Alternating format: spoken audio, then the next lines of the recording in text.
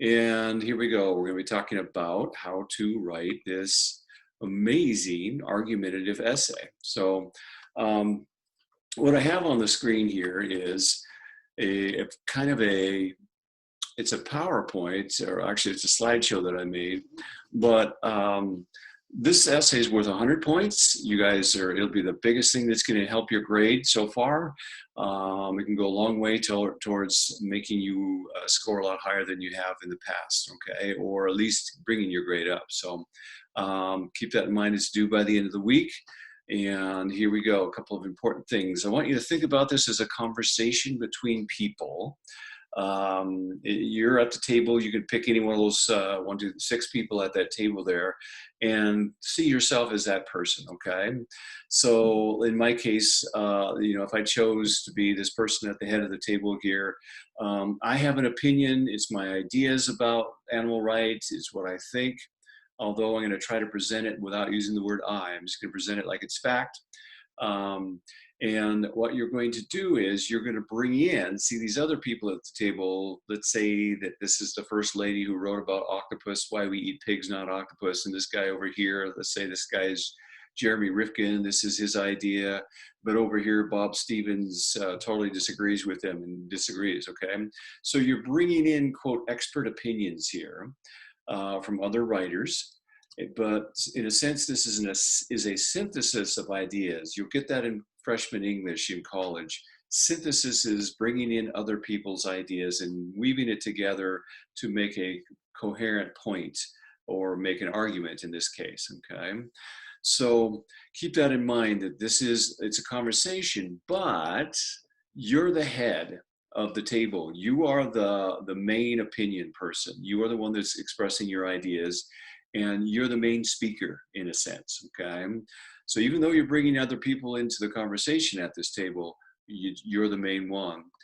All right, so a couple of things I want to talk about regarding your introduction. Most of the essays I got in so far, actually several of you guys did pretty good on this part. I want to encourage you guys.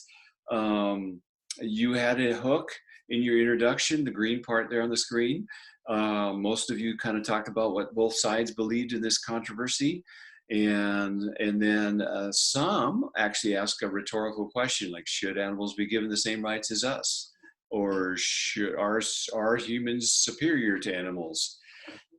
But it's kind of a nice technique in a debate, is to lead into your thesis with a rhetorical question. It's rhetorical because you're going to imply the answer to it, okay? And then you had a thesis, and that gives your opinion, okay? Note, I want to encourage you on this final draft of this essay, where it's 5 paragraphs, to do it without using the I in your whole paper, actually, okay? It's called the first person here, if I say I. And the way to do that is pretty simple. Instead of saying, I believe that animals deserve the same rights as humans, you just take out the I believe and say, animals deserve the same rights as humans, okay? Or instead of saying, I believe that humans are superior and animals will never be the same, you just take out the I believe and say, and humans are superior, animals will never be the same. You're just stating it as a fact. That is, in a sense, your opinion, okay? There'll be a lot of freshman college English 101 teachers who won't accept you using I at all in an essay. So that's why I'm kind of introducing that idea now. Okay, so this slide is what your introduction looks like. We're going to jump on to your next paragraph in your essay. Your second paragraph, a lot of people that you've already written this, in a sense, you give them kind of your main argument for your side, okay? So you can kind of see I've been building progressively towards this 5-paragraph essay. Here's a couple of reminders. You might want to structure your essay where the second paragraph gives the main reason number 1 for your side. So in green, I've got the example, if animals have feelings and intelligence, then we should show them respect and give them that we give humans, okay? So this whole paragraph would be about the feelings and the intelligence and the emotions that animals have, and we're building that case. That's my reason number 1, okay? And then if I go to my next slide, which I'll do here, let's see, look at the blue topic sentence there. It says, furthermore, much of the torture that animals endure from humans human neglect is totally preventable. So that might be my second reason for my argument. And I'd build my whole paragraph on that. But let me go back to this first one, the second paragraph, excuse me. Some people might say, like the blue one, humans cannot survive without animals as a critical part of our diet. Maybe that's one of their main arguments, okay? So those are two examples on opposite sides of a topic sentence to lead into this body paragraph one or second paragraph of your paper, okay? In this paragraph now, if I go back to my analogy of the people at the table here, you're going to give your opinion in the green here, okay? That's going to be your topic sentence. But then you're going to start pulling in these other people at the table, the two other writers or any other writers you found on the internet, as experts to support your opinion, as John says here, as Jeremy Rifkin mentioned, as et cetera, et cetera. You're going to pull in those experts. And I want to remind you that in this paragraph and all paragraphs where you use sources, you're going to lace them. You see the yellow here? Any of the quotes, 1, 2, let's say you're going to use 3 quotes in this paragraph, like you did in your last week's assignment. Make sure you lace it, which means there should be a lead in, add the quote, cite it, and explain it. That spells lace, okay? Here's an example. One writer for the Los Angeles Times, okay, that tells who and it tells where, stated it this way, and then you give the quote, and then or you could say another example is like this. In an article titled, A Change of Heart About Animals, the writer says, you see how I've given the where and the who, okay? Always in just as good form.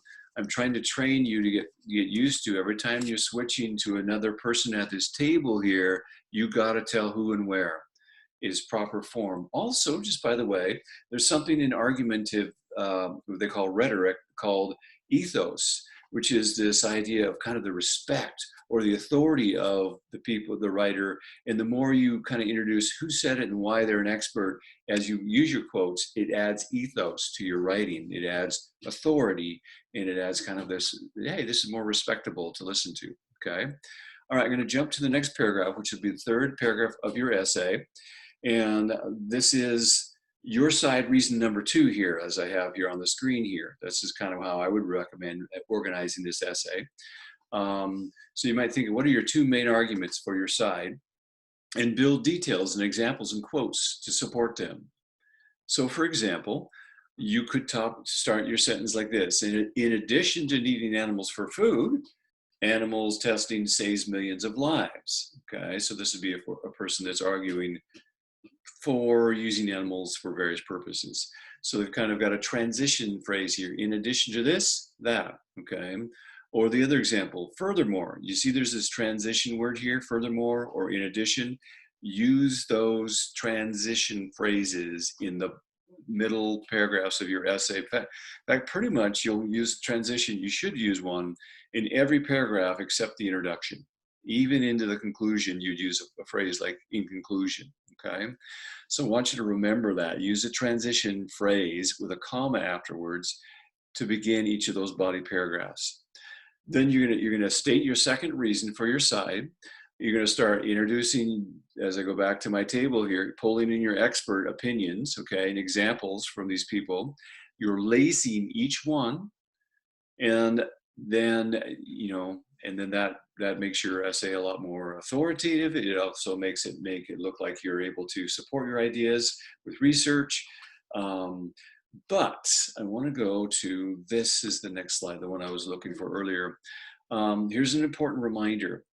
Avoid just summarizing other people's points, okay? Now we did this kind of a little bit in my agree, disagree essay, mini essay thing 2 weeks ago, where we kind of gave, one side, this is what I agree with, and this is what this one person said, and here's what the other person said in the second paragraph, okay? At this point now, what I want you to think of is, I want you to go back to my picture here. You see how I wrote me, in this case, because I'm male, I just chose this graphic, but, and I made it bigger and in red, okay?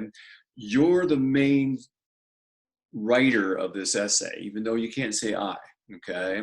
But it's your arguments and your thinking and your reasoning. You're like a lawyer, okay, that's just giving the facts, okay? A debater that's presenting the arguments. You're the main speaker, okay? You pull in other people's opinions, okay, author one and author two in your paragraphs, but you're the main speaker. You want to avoid this process of just summarizing what one person said in one paragraph and summarizing author number two in the second paragraph. And then, but where are you in this whole thing, right? Where's the writer? So that's just something as a getting ready for college writer, be very much aware that it's kind of a 2-to-1 ratio at least, to you and one experts at least, where most of the essays you're thinking, okay? Your ideas, your opinions, your questions, your own stories, your own observations, your own logic, your own questioning, okay? All right, let me jump to the next slide here. Your fourth paragraph, this is kind of new here. This is what really helps make this an argumentative essay. That is what they call in some circles a concession paragraph, or some people call it the rebuttal paragraph, okay? And it is in red, as I put on the screen. It's the opposing side's view. Now, you might ask the question, well, why would I want to do that? Have you ever had a debate with somebody or an argument or listen to somebody talking about their opinion, but they're so one-sided that they don't even, you can just almost tell they can't even conceive of the fact that there is a world of other people out there, millions of people literally, who don't share their opinion. And so they act like theirs is the only opinion that's even there, okay? The problem with that is it's okay to be very opinionated. In fact, I would encourage you to have strong opinions. But if you don't even show that you acknowledge or know what the other side thinks, you come across as being dogmatic, opinionated, and sometimes a little bit less educated because you're sounding like all you know is your side, okay? And so that's why a good form in writing is to have a concession paragraph. Now, don't think of it as a weakness. Don't think, okay, well, I'm kind of giving in a little bit. So let me show you the outline for this here on the screen here. Here's a sample way you could start it, by the way, here in green. However, there are many people who strongly disagree with these arguments, okay? And then you can start explaining their points of view, okay? Or here's another example. On the other hand, comma, notice I have a comma after each of my transition phrases there, okay? So be sure and do that. Be sure and use some kind of a transition phrase. All right. In this paragraph, here's what you're going to do. You're going to include these in the paragraph, what it is that they say, maybe their main argument for their side, okay? So if I'm for animal rights, then I'm going to say, however, there are many people who strongly disagree. They believe that, and then you're going to talk about, you know, we need animals for food, or they believe that if we didn't use animals for testing medications and things, millions of people would die of various diseases. And they can even present various kinds of cures that have happened because they were able to test on animals, okay? So you want to say what they believe. You want to give a little bit, this can be a sentence or two of why they believe what they believe. What is the evidence they use to support their thinking? And then you want to do okay, here's a little bit of their evidence, okay? And so that is misspelled there, but I typed it up before here. You're going to give a little bit of, they give this evidence to support their ideas, okay? They cite these studies, okay? But then here's where you get to really kind of lower the boom or put in show how smart you are. You're going to say why you're still against that side. Why is your argument stronger, okay? So you're conceding, yes, there's another opinion. Yes, they have logic or reasons for their ideas. Yes, they have their research. However, all right, now let me give you a quick illustration. Let's say that there's a couple that's having an argument. They want to go on vacation, and one person A says, you know, I want to go somewhere where we can do lots of shopping. I get bored on vacation if I'm just, you know, doing sightseeing or whatever all the time. I get kind of bored. So, but I want to somewhere where we can do some shopping and see all kinds of unique things to the place we're visiting and shop. But the other person in the other part of the couple says, no, if I just shop all the time, I'm going to get bored. I need to be able to go golfing. Okay. So they have two opposite sides or two different opinions. But is there a way you could find a place where you can shop and go golf, okay? And would that be the best choice for your vacation, right? You see how I picked something that would allow kind of truth in both sides? So sometimes when you get down to this bottom thing here, you can explain, this is still the best opinion. Here's why, and here's how maybe I'm incorporating and fixing some of the problems on the other side. but it's still the best solution. So sometimes that's a good way to look at it. And especially in this issue of animal rights, there's a way that you can concede some things, but still strongly argue for your side, okay? All right, last paragraph is gonna be your conclusion. Just to give you the 1, 2, 3, right? Just like you had 1, 2, 3 in your introduction, you have 3 things in a good conclusion. You're gonna repeat your thesis, slightly different words. You know, so if I said animals deserve better rights and or the same rights as humans, in my conclusion I'll say something like this: in conclusion, animals need to be treated better, or animals deserve our respect. Okay, it's the same idea, slightly different words. Okay.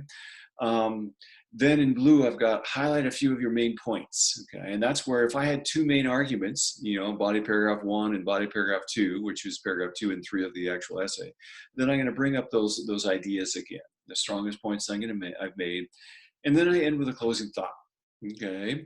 And I give you 4 ways on the screen to do it. You can make a prediction by saying, hey, in the future, if we treat animals with more respect and love and care, it will carry over to how we treat each other, or or on the opposite perspective, in the future, if we learn how to, you know, maybe treat them more fairly, but still use them as food and medicine, who can imagine, you know, we'll be able to cure all kinds of things, you know. Or you can do a call to action in a persuasive type paragraph where you're actually asking the audience to do something. Maybe you're asking the reader to be more in favor, or to fight for the rights of whatever. Sometimes you can end with a rhetorical question. You know, if we continue to this, is this the kind of world we want to live in? You see, that's rhetorical. It's kind of implied no. The answer is implied that you're suggesting no, it's not the kind of world. And sometimes you can wrap it up with a perfect quote that just, as William Shakespeare said, and it just ties everything together, okay? So those are 4 ways you can do a closing thought.